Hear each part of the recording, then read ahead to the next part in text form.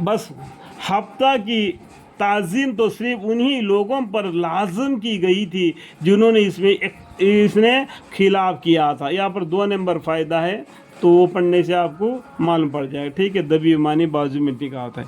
बेशक आपका रब क़यामत के दिन इनमें बाहम फैसला कर देगा। जिस बात में इख्तलाफ किया करते थे, आप अपने रब की राह की तरफ इल्म की बातों और अच्छी नसीहत के ज़रिया से बुलाइए, यानी मिठी बातों से इल्म की बात यानी कुरान के ज़रिया लोगों को दीन की तरफ दावत दीजिए।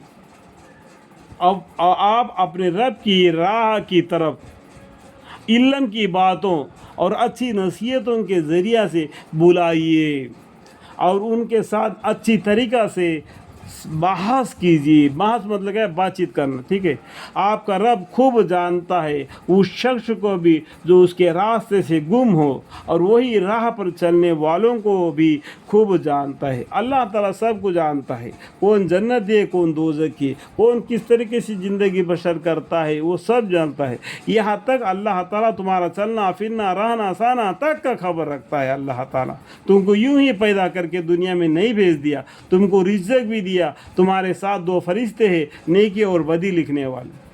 समझ में आया बात? और अगर बदला लेने लगो तो उतना ही बदला लो जितना तुम्हारे साथ बर्ताव किया गया है।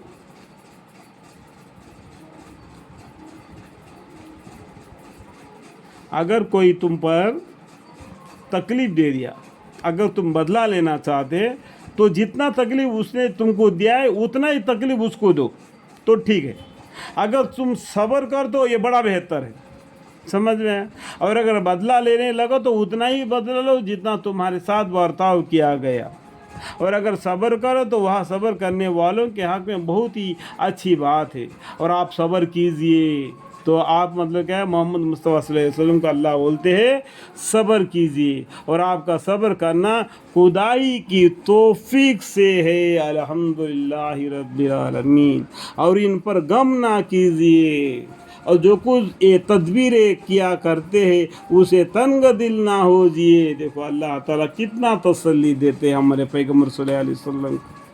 और आप सब्र कीजिए, और आपका सब्र करना खुदाई की तौफीक से है, और उन पर गम ना कीजिए, और जो कुछ ये तदबीर ये किया करते हैं उसे तंग दिल ना हो जिए। अल्लाह ताला इसे लोगों के साथ होता है जो परहेज़गार होते हैं और जो नेक करदार होते हैं। इन्नल्लाह मअल्लज़ीना तक़व्व वल्लज़ीना हुम मुहसिनून।